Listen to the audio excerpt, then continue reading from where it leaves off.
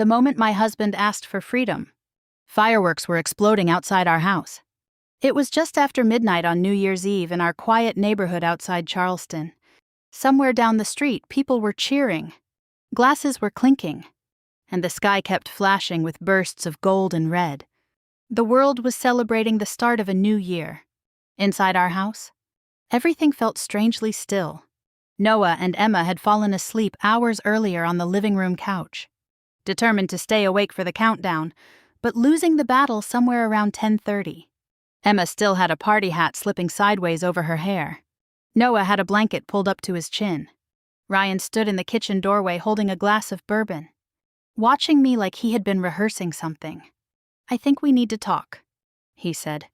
There was something about the way he said it. Calm, careful, almost relieved. Then he used the word freedom, not divorce, not separation. Freedom. He said it quietly, like the word itself was enough to explain everything. Like once it had been spoken out loud, the rest of our marriage would simply dissolve.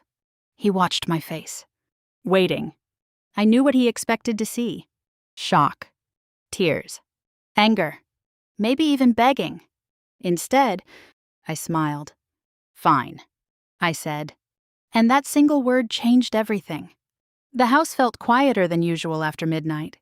Ryan walked farther into the kitchen and leaned against the counter like he had finally finished carrying something heavy for a very long time. I noticed the way his shoulders relaxed as soon as I didn't argue. Outside, another wave of fireworks cracked across the sky. Inside, the air felt thick and strange. "I didn't expect you to take it so calmly," he said. I shrugged lightly. Like the conversation we were having was about rearranging furniture instead of ending 14 years of marriage. "People grow apart," I said. Ryan studied me carefully, trying to decide whether my calmness was real. I had learned something about Ryan over the years. He hated emotional conflict, but he expected it. He always prepared for arguments like someone preparing for a storm. Tonight he had come armed with explanations. When the storm didn't arrive, he seemed almost confused. "I've already spoken to a lawyer," he said after a moment. Of course he had. Ryan Whitaker never made decisions without planning the practical side first. He took a slow sip of bourbon before continuing. "The divorce doesn't have to be ugly," he said. "We can keep things simple." Simple. That word hung in the air between us. He began explaining the arrangement like a business proposal. I could keep the house. He would take primary custody of the kids. He said it in the calm voice people use when they believe they are being reasonable. "You've been out of the workforce for years," he added carefully. "It'll be easier for them if they stay with me." I nodded slowly, as if I were considering the idea for the first time. Ryan seemed encouraged by my silence. "They'll still see you," he continued. "Of course. We'll work out a schedule." He said the words like he was offering me a generous compromise. I watched him while he talked. There was a quiet confidence in the way he explained everything, like he had already imagined this moment many times. In every version of that imagined future, I probably cried. Maybe I begged him to stay. Maybe I accused him of betraying our family. Instead, I simply listened. When he finally finished explaining his plan, I folded my arms lightly and leaned against the kitchen counter. "If freedom is what you want," I said, "I won't stop you." Ryan blinked once, clearly surprised. "You mean that?" "Yes?" He searched my face again, trying to detect sarcasm or hidden anger, but I gave him neither. For a moment, he didn't know what to say. Then something interesting happened. He relaxed. The tension he had carried into the room slowly disappeared, replaced by visible relief. "I'm glad we can handle this like adults," he said. I nodded again. "Me too." He began talking about practical details. Where the kids would sleep. How quickly we could start the legal paperwork. His parents had already offered space at their house near the water, he explained. The kids would have plenty of room there. While he spoke, another explosion of fireworks lit up the window behind him. Bright gold light spilled across the kitchen walls. Ryan didn't seem to notice. When he finally finished explaining everything, He placed his empty glass on the counter. "I think this will be better for everyone," he said quietly. I tilted my head slightly. "If you believe that," I replied. Ryan hesitated, then nodded once more before walking out of the kitchen. A moment later, I heard him heading upstairs. He believed the conversation had gone exactly as he hoped. I stayed in the kitchen for a while after he left. The last fireworks of the night were fading outside the window. When the sky finally went dark again, I walked slowly into the living room. Noah and Emma were still asleep on the couch. Emma's small hand was resting on Noah's arm. For a long moment, I simply watched them breathe. Then I pulled the blanket higher around their shoulders. "Everything's going to be okay," I whispered softly. They didn't hear me. Ryan believed he had just asked for freedom. Tomorrow morning, I would give it to him. I would even give him the children. Because sometimes the fastest way to learn the truth about someone is to give them exactly what they asked for. Morning arrived too quickly. The house still smelled faintly like champagne and burnt fireworks from the night before. A few pieces of gold confetti were scattered across the kitchen floor, leftovers from the children's attempt to celebrate midnight before they fell asleep. I woke up before sunrise. For a moment, I lay in bed staring at the ceiling, listening to the quiet of the house and remembering the word Ryan had used. Freedom. The strange thing was that I didn't feel shocked anymore. Not really. Somewhere deep inside, a part of me had been expecting that conversation for a long time. I got up and walked into the living room. Noah and Emma were still asleep on the couch where they had collapsed hours earlier. Noah's arm hung over the side like he had fallen asleep mid-sentence. Emma's party hat had slipped down over one eye. I stood there for a moment, watching them breathe. Then I went to the hallway closet and pulled out 2 empty suitcases. If Ryan wanted freedom, the least I could do was help him pack for it. By the time the children woke up, the kitchen smelled like pancakes. Ryan walked in just as I was placing a plate on the table. He looked surprisingly relaxed for a man who had ended his marriage less than 12 hours earlier. "Morning," he said casually. "Morning." Noah rubbed his eyes and climbed onto a chair. Emma followed behind him, dragging her blanket across the floor. "Are we still on winter break?" Noah asked. Ryan smiled. "Yeah, buddy. But things might be a little different for a while." Emma looked between us, sensing the shift in the room, even if she couldn't fully understand it. Ryan crouched beside them and began explaining. He spoke gently, choosing simple words. He told them that Mom and Dad were going to live in different houses, that they would be staying with him for a while at Grandpa Richard's big house by the water. Emma frowned. "Are we coming back here?" Ryan hesitated before answering. "You'll still see Mom," he said carefully. Both children looked at me. I knelt beside Emma and brushed a strand of hair from her face. "Families change sometimes," I told her softly. "But we still love each other." Emma studied my face like she was trying to measure whether that answer was enough. Eventually she nodded. Children accept things adults struggle with. By late morning, the suitcases were packed. Noah carried his backpack to the car while Emma hugged her stuffed rabbit like it was a passport to another world. Ryan stood near the driveway talking on his phone, already slipping back into the rhythm of work calls and short business phrases. I closed the trunk of the car and slid into the driver's seat. "I'll take them," I said. Ryan looked surprised but didn't argue. The drive to his parents' house took about 20 minutes. Charleston's winter air was cool, and the roads were nearly empty after the long holiday night. Emma fell asleep again halfway there, her head leaning against the window. Ryan's parents lived in a large coastal house overlooking the water. The kind of place people imagine when they think about successful family businesses and generational wealth. The Whitaker name carried weight in our town. Ryan's father, Richard Whitaker, had built Whitaker Coastal Logistics into a regional shipping company that moved cargo along the eastern seaboard. The business had grown quickly over the last few years, sometimes too quickly. If you asked the right people. I parked in the driveway and helped the children out of the car. Emma hugged me tightly before running inside. Noah followed a moment later, already curious about the fishing boat tied to the dock behind the house. Ryan walked up beside me. "This will be easier for everyone," he said. I nodded once. If you say so? He studied my face for a second, still trying to understand why I wasn't angry. Then he turned and walked toward the house. I got back in the car and drove away. The silence in the house when I returned felt enormous. No toys scattered across the living room floor. No cartoons playing in the background. Just quiet. My phone started buzzing almost immediately. First a message from my sister. Then 2 more from friends. By the afternoon, the story had already spread. Ryan had been telling people that we separated because I needed time to figure things out. One message from my sister stood out. "Why would you leave your kids like that?" I stared at the screen for a long time before setting the phone down. People believe the version of a story that reaches them first. That evening, I sat at the kitchen table with a notebook. Instead of responding to messages or defending myself, I began writing. The time Ryan had asked for freedom. The exact words he used. The moment the children left the house that morning. Every detail.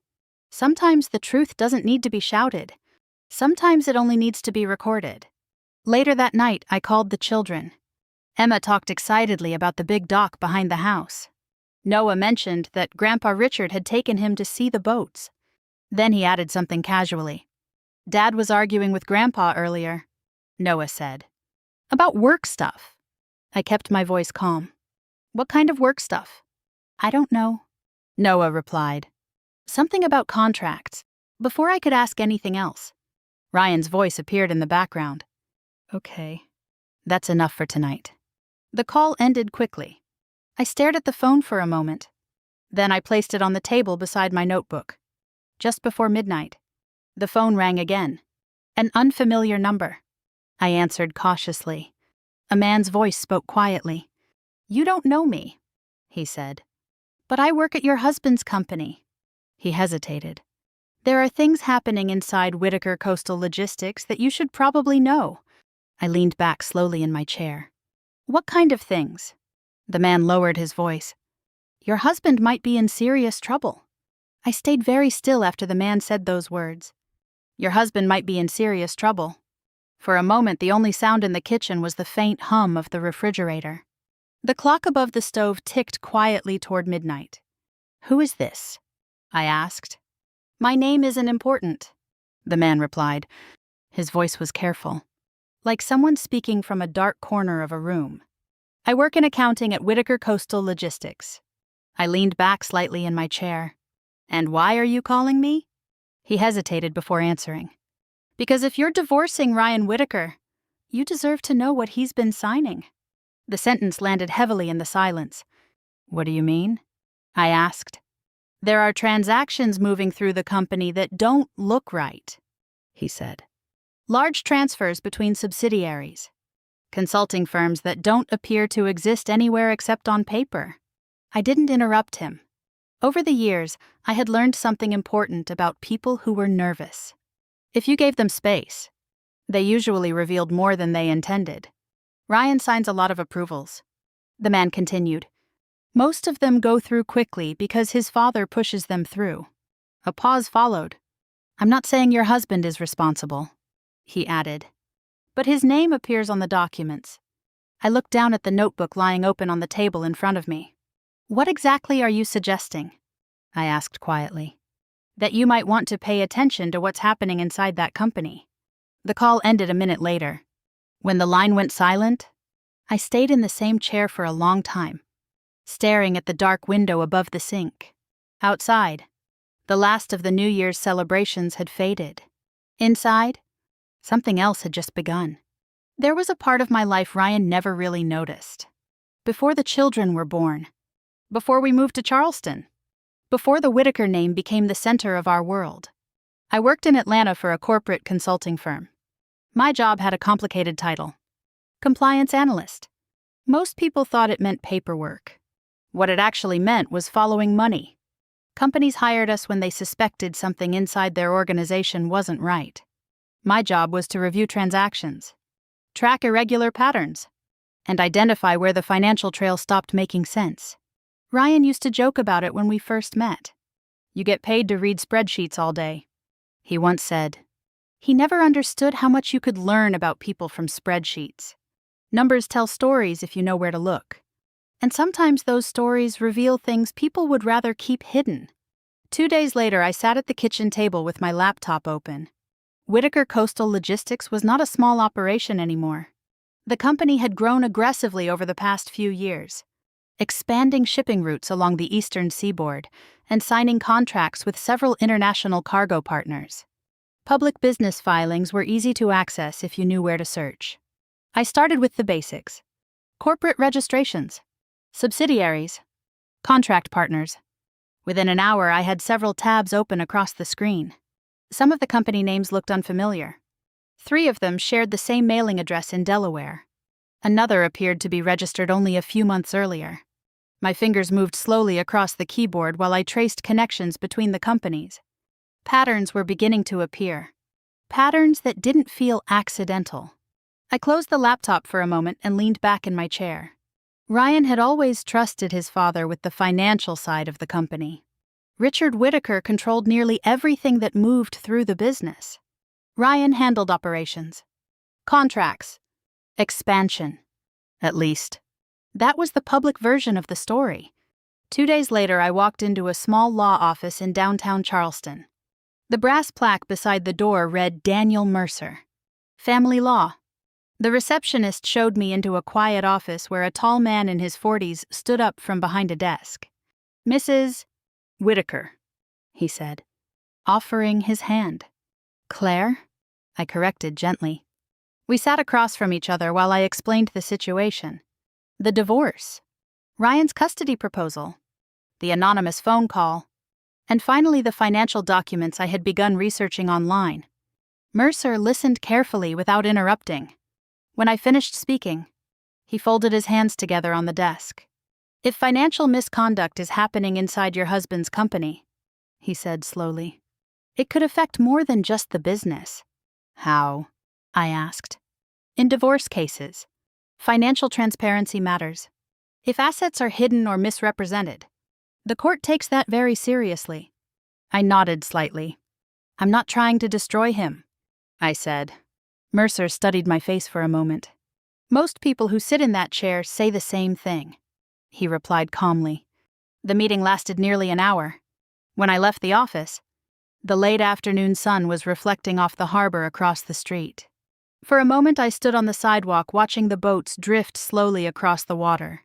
Ryan believed I had spent the last 10 years doing nothing but raising children. He believed that because he had never asked what I used to do before our lives became comfortable, he believed I didn't understand the world he worked in. And maybe that belief was about to become his biggest mistake. That evening, an email arrived from an unfamiliar address. The subject line contained no words, only an attachment. I opened the file slowly. Inside were scanned copies of several financial documents: contract approvals, transfer authorizations, corporate agreements. At the bottom of more than one page was a familiar signature: Ryan Whitaker. I stared at the screen for a long time. Then I noticed something else. The date on one of the contracts: December 24th, Christmas Eve. The night Ryan came home late from the office. Frustrated and exhausted after signing paperwork his father said was urgent. I leaned back in my chair. Ryan had asked for freedom on New Year's Eve. But something told me the real reason he wanted out of our marriage might not have been freedom at all. It might have been fear. 2 weeks after the children moved into the Whitaker house, Ryan had become something of a local hero. At least that was how it looked online. Photos appeared on his social media almost every day.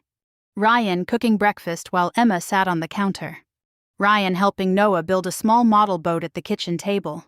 Ryan smiling beside the dock behind his parents' house with the sunset stretching across the water. The captions were always simple: learning how to be both mom and dad. Friends and neighbors filled the comments with praise. "Stay strong. You're doing an amazing job. Those kids are lucky to have you." I read the posts without reacting.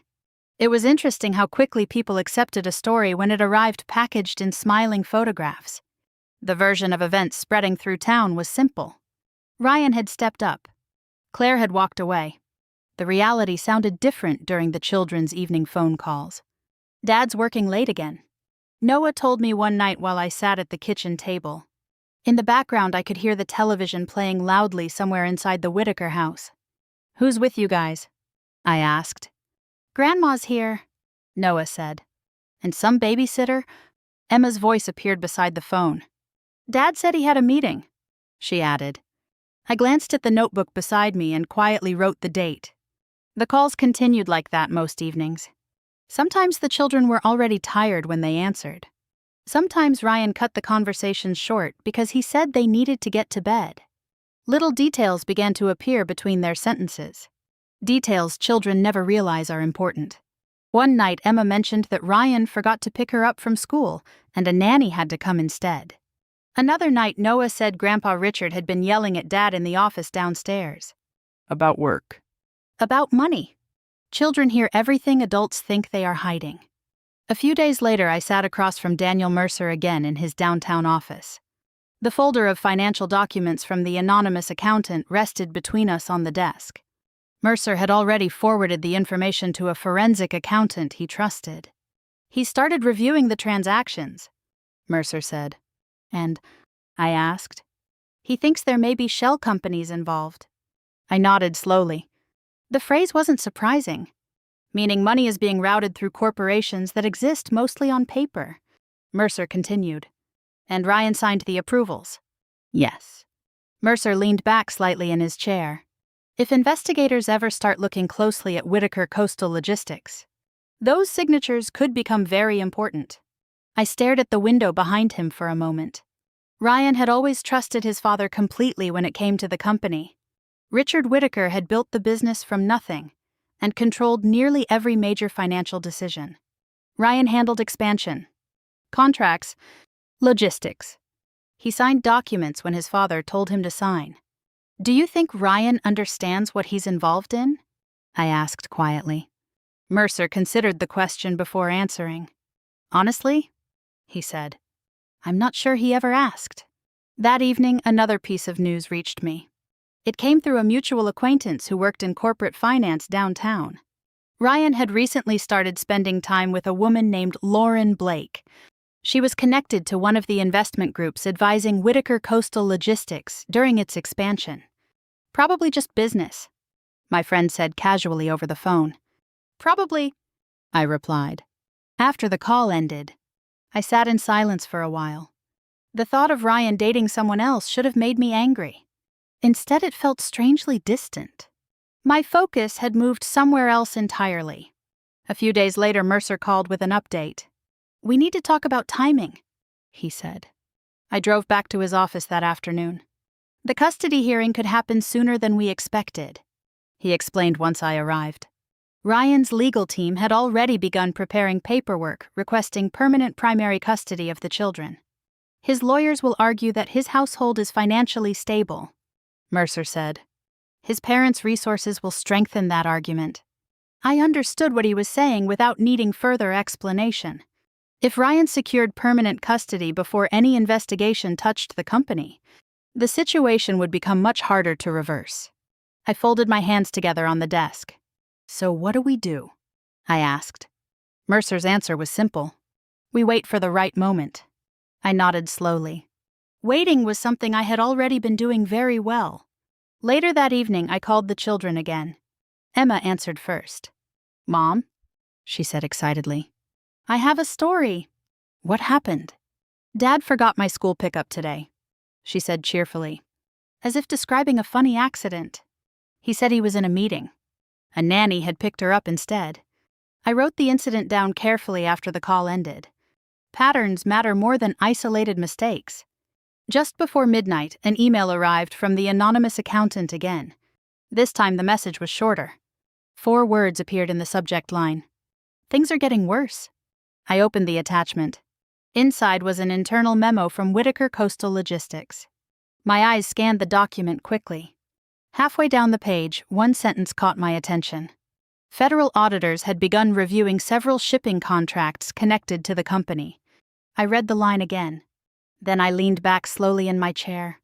If auditors were already asking questions, the Whitaker family would be looking for a way to protect themselves.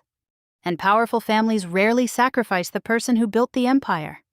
They sacrifice the person whose name appears on the paperwork. Ryan Whitaker. For the first time since he asked for freedom, I realized something.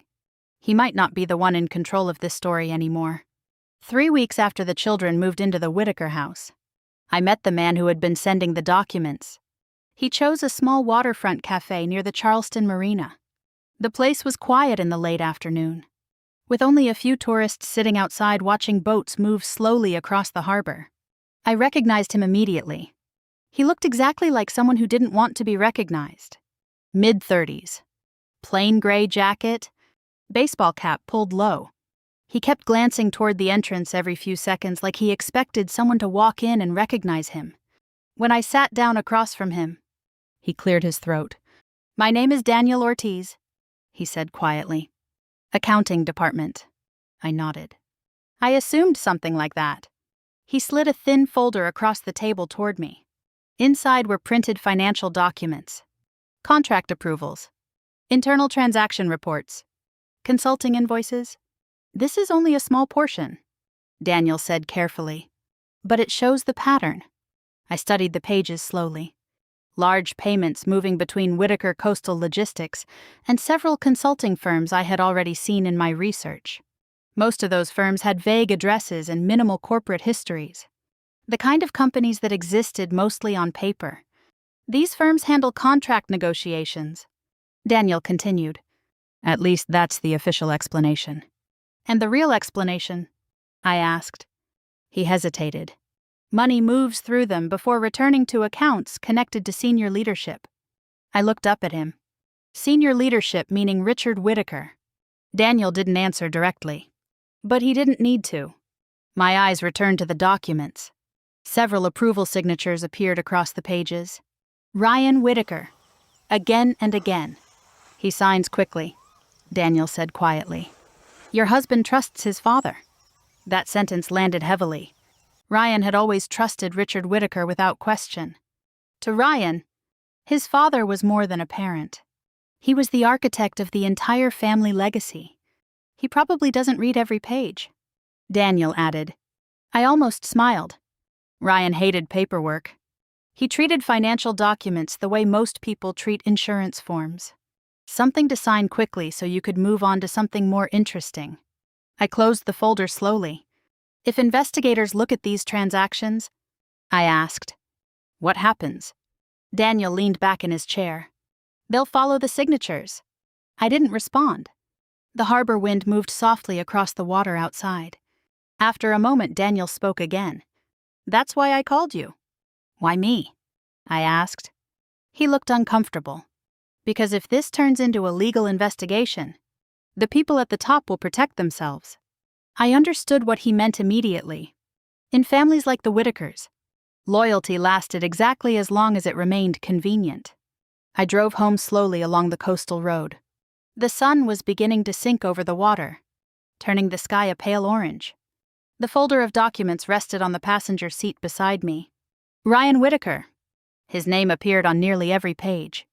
If the financial trail ever reached investigators, they would see his signature before they saw anything else. My hands tightened slightly on the steering wheel.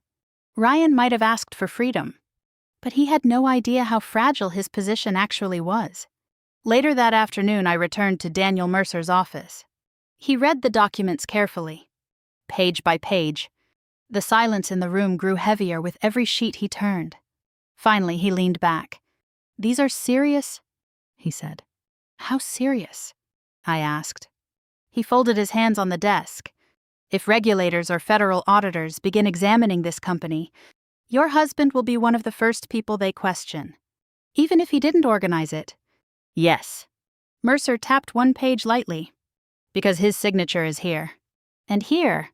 And here." I felt something shift in my chest. Ryan might not be innocent, but there was also a chance he was simply careless. Careless enough to sign documents his father placed in front of him. Careless enough to believe the family empire was too powerful to fail. "He's still the father of my children," I said quietly. Mercer studied me for a moment. "I understand. But you should also understand something." "What?" "If this situation becomes public, you won't control how it unfolds." I nodded slowly. For the first time since the divorce conversation, I felt a moment of hesitation. That night, I spread the documents across the kitchen table. One contract caught my attention. The date printed in the corner. December 24th. Christmas Eve. The memory returned instantly. Ryan coming home late from the office that night. Frustrated. Tired. Saying his father insisted several contracts had to be signed immediately. I looked closer at the details. The agreement involved a large international shipping deal routed through one of the shell corporations. Ryan's signature appeared clearly at the bottom of the page. I leaned back in my chair. Ryan had signed the document without realizing what it might become. A key piece of evidence. Just before midnight, my phone vibrated. A message from Daniel Ortiz. Only 2 sentences appeared on the screen. Your husband's father knows someone inside the company is talking. I stared at the words. Then a second message arrived. They're trying to move the children out of state. The air left my lungs slowly. The situation had just changed. This was no longer only about financial secrets or divorce negotiations. If the Whitaker family believed an investigation was coming, they would secure control of everything they could, including Noah and Emma. I closed my eyes for a moment. Ryan had asked for freedom, but his family was about to make sure he kept the only responsibility they couldn't risk losing: the blame. The message from Daniel Ortiz stayed on my phone screen long after midnight. They're trying to move the children out of state. I read the sentence again and again, hoping I had misunderstood it. But the meaning didn't change. If the Whitaker family suspected an investigation was coming, they would secure whatever they could before things started collapsing. And the children were the most powerful leverage Ryan had in the divorce. By the time the sun rose the next morning, I already knew what I had to do. Daniel Mercer agreed to meet me that same morning. His office overlooked the Charleston harbor, but neither of us paid much attention to the boats moving across the water outside. I handed him my phone. He read the message carefully. If they relocate the children before custody is finalized, he said slowly, the legal situation becomes much harder. How much harder? I asked. In another state, you'd face a different court system, different jurisdiction, different timeline. I understood exactly what he meant. The Whitaker family had money, influence, and lawyers. If they moved Noah and Emma far enough away, I could spend years fighting to bring them home. Mercer folded his hands on the desk. We need to act quickly. What do you suggest? A temporary motion preventing relocation, he said. Filed immediately with family court. The decision came easily. Do it. The paperwork was filed within 48 hours. Ryan received the notice before I even had time to process what we had started. My phone rang that evening. His name flashed across the screen. It was the first time he had called me directly since New Year's Eve. I answered. What the hell are you doing? Ryan demanded. His voice was sharper than I had heard in months. Protecting my rights as their mother, I said calmly. You agreed to this arrangement. I agreed to let them stay with you temporarily. That's not how I remember it. A silence followed. Then Ryan spoke again. You're trying to sabotage me. No, I replied quietly. I'm making sure the kids stay where both of their parents can reach them. Ryan exhaled slowly through the phone. You walked away from them. I stared at the dark window above the sink. Did I? The legal notice created ripples in Ryan's carefully constructed story. Until that moment, most people believed I had simply stepped away from the marriage and the children. The narrative had been convenient. Ryan was the devoted father. Claire needed time to find herself. But the moment court paperwork appeared, questions began surfacing. Why would a woman who abandoned her children suddenly file a legal motion to keep them nearby? Some of Ryan's friends started asking quiet questions. And for the first time since the divorce began, the story no longer belonged entirely to him. The preliminary court hearing was scheduled quickly. Family courts move fast when children are involved. The courtroom in downtown Charleston felt colder than I expected. Ryan arrived with his father and 2 attorneys connected to the Whitaker business network. Richard Whitaker looked exactly the way powerful men always look in unfamiliar rooms. Confident. Controlled. certain that money and reputation would smooth out any complications. Ryan barely looked at me when he sat down. Daniel Mercer placed a folder on the table in front of us. "Stay calm," he whispered. "I plan to," I replied. The judge listened carefully as Ryan's attorney explained the situation. Ryan had stable housing, strong financial support from his family, a safe environment for the children. The argument sounded polished and practiced. When it was our turn, Mercer spoke quietly. "My client does not object to shared parenting arrangements," he said. "However, we believe relocation would complicate an already sensitive situation." The judge nodded slightly. Then Mercer added one more sentence.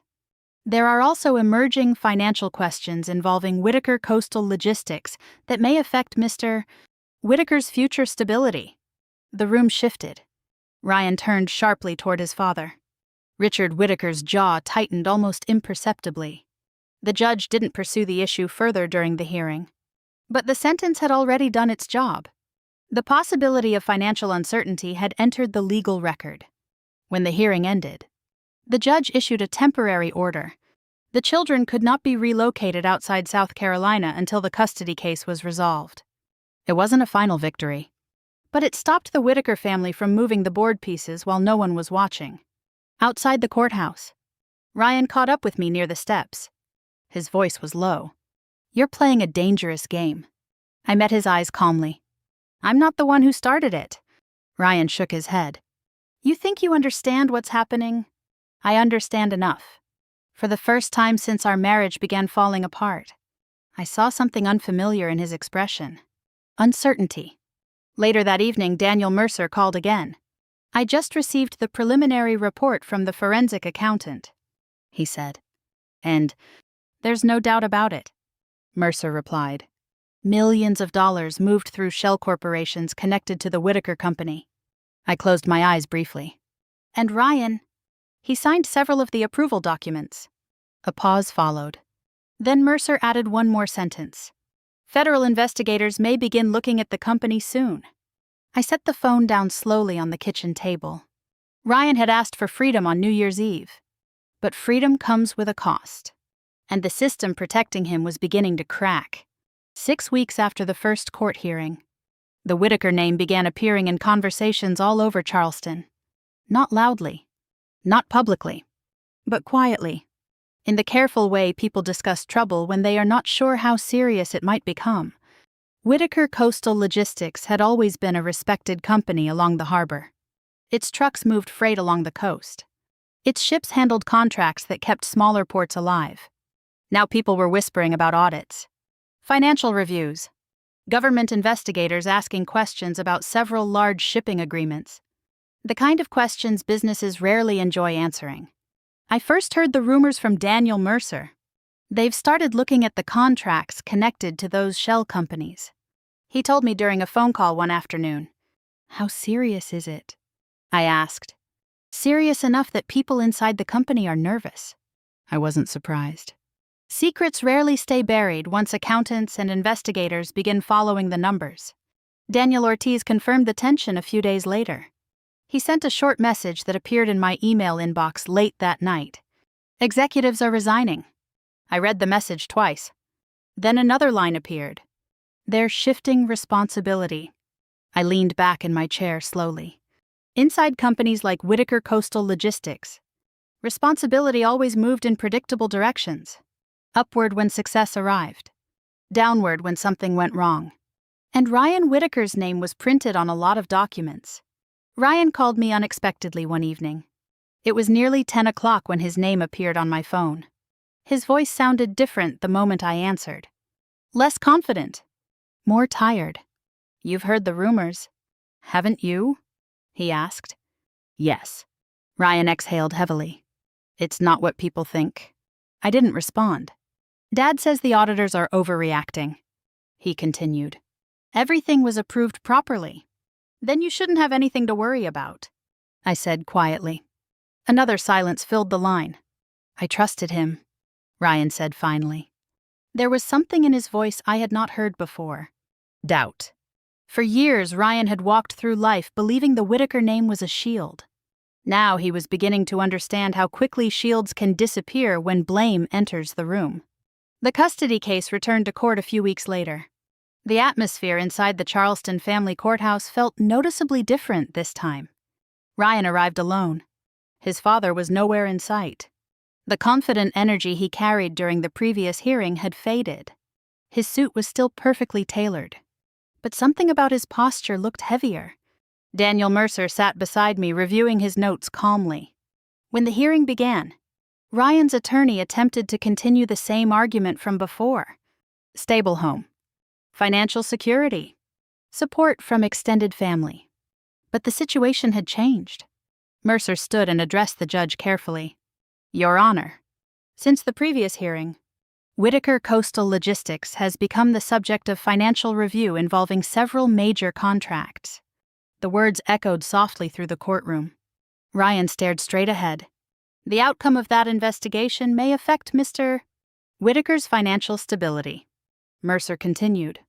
We believe the court should consider this uncertainty while evaluating long-term custody arrangements. The judge listened quietly. The hearing did not turn into a financial trial. Family courts rarely investigate corporate misconduct directly. But uncertainty has weight in custody decisions. And Ryan's future suddenly looked less stable than it had a month earlier. After the hearing ended, Ryan caught up with me outside the courthouse. The winter wind moved sharply across the stone steps. For a moment we stood there looking at each other like strangers. You planned this, he said. His voice wasn't angry anymore. It sounded tired. No, I replied. You walked away, Ryan said. You let me take the kids. You wanted freedom. And you just let it happen. I held his gaze. Sometimes the fastest way to understand someone, I said quietly, is to give them exactly what they ask for. Ryan shook his head slowly. You were waiting. I didn't answer. Because in some ways, he was right. Over the next 2 weeks, the rumors became stronger. Local business reporters started asking questions about Whitaker Coastal Logistics. A few former executives quietly resigned. The heroic single-father image Ryan had built online began fading.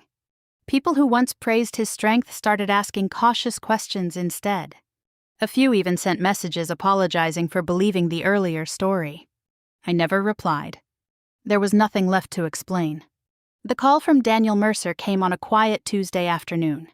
Claire, he said. Yes. The judge issued a temporary decision. My hands tightened slightly around the phone. Due to the uncertainty surrounding Ryan's financial situation, Mercer continued, the court has granted temporary primary custody to you while the case proceeds. For a moment I couldn't speak. They're coming home, he said. I slowly sat down at the kitchen table. 6 weeks earlier I had packed their suitcases and driven them to Ryan's parents' house. 6 weeks of silence. 6 weeks of watching. Now the circle had closed. Ryan had asked for freedom that night on New Year's Eve. And now he had it. The children were coming home. But Ryan Whitaker would finally have to face everything else alone. Ryan's car pulled into my driveway on a quiet Thursday afternoon. For a moment I stood on the porch watching the engine shut off. The house behind me felt warm again, like it had been waiting for this moment. The passenger doors opened before Ryan even stepped out. Emma ran first. She dropped her backpack halfway across the lawn and sprinted toward the house like she had been holding her breath for weeks. Noah followed behind her, trying to look calm, but smiling in a way he couldn't quite hide. I barely had time to kneel before both of them crashed into my arms. Mom. Their voices overlapped, loud and happy and completely unaware of how much that sound meant. I wrapped my arms around them tightly. For the first time in weeks, the silence inside my house disappeared. Ryan closed the car door slowly and walked toward us. He looked different. Not physically. The same coat. The same careful haircut. The same man who had stood in the kitchen on New Year's Eve asking for freedom. But something in his expression had changed. The certainty was gone. Go inside. I told the kids gently. There are cookies on the table. Emma ran toward the door immediately. Noah paused long enough to glance back at Ryan before following his sister inside. The front door closed behind them. Ryan and I stood alone in the driveway. "Can we talk for a minute?" he asked. His voice was quieter than I expected. I nodded. We walked a few steps down the driveway, far enough that the kids wouldn't hear us if they opened the door again. Ryan looked out toward the street for a moment before speaking. "The investigation is real," he said. I didn't react. "Federal auditors are looking at the contracts." "I know." He gave a short laugh that didn't sound amused. "Of course you know." Ryan rubbed his hands together slowly. "My father's lawyers are already involved," he continued. "They're saying the transactions were approved by the operations department." "And you ran the operations department?" He nodded. "That's how it looks." For the first time since our divorce conversation, Ryan looked genuinely tired. "I signed documents because my father told me to sign them," he said quietly. I believed him. I studied his face. "You always believed him?" Ryan didn't argue. He just stared at the pavement for a moment. "They're preparing statements," he added. "The company will survive. And you—" Ryan didn't answer right away. "That depends," he said finally. The wind moved softly through the trees along the street. For a moment, neither of us spoke. Then Ryan asked the question he had probably been holding back for weeks. "Did you know this was coming?" I tilted my head slightly. I knew something wasn't right. "You waited." "I watched." Ryan exhaled slowly. "You handed me the kids that night like you were giving up." I met his eyes. "You asked for freedom."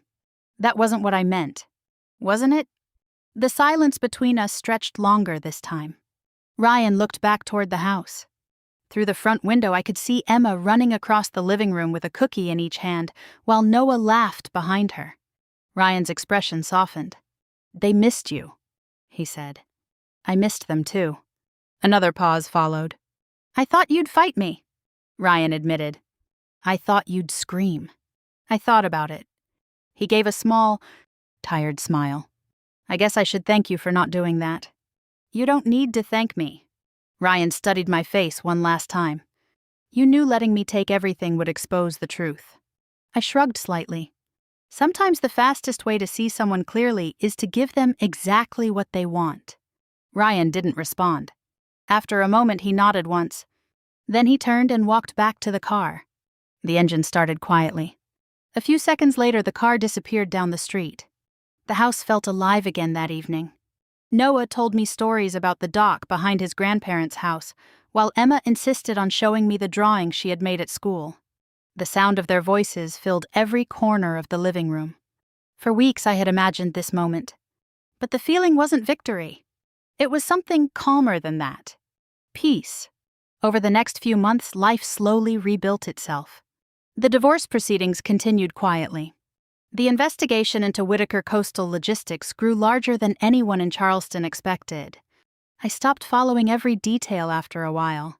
Ryan and I spoke occasionally about the children.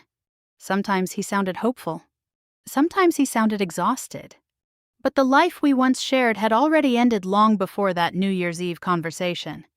All that night had done was bring the truth into the open. People often imagine revenge as something loud. Explosive arguments. Public humiliation. Some dramatic moment where everything collapses at once. But the truth is that revenge can be much quieter. Sometimes it's simply stepping aside. Letting someone walk exactly where they insisted on going. Ryan asked for freedom that night, so I gave it to him. And somewhere along the way, I discovered something unexpected. Freedom wasn't about leaving responsibility behind. It was about finally letting go of the weight someone else had placed on your shoulders. If you've ever been in a situation like this, where someone betrayed your trust or tried to walk away from their responsibilities, I'd really love to hear what you think. Would you have fought immediately that night? Or would you have done what I did and let the truth reveal itself over time? Share your thoughts in the comments. Stories like this always open conversations that help other people going through the same kind of family drama. And if you enjoy real stories about betrayal, revenge, hidden truths, and the unexpected ways life turns the tables, stay here with the channel and subscribe so you don't miss the next story. There are many more stories like this waiting to be told.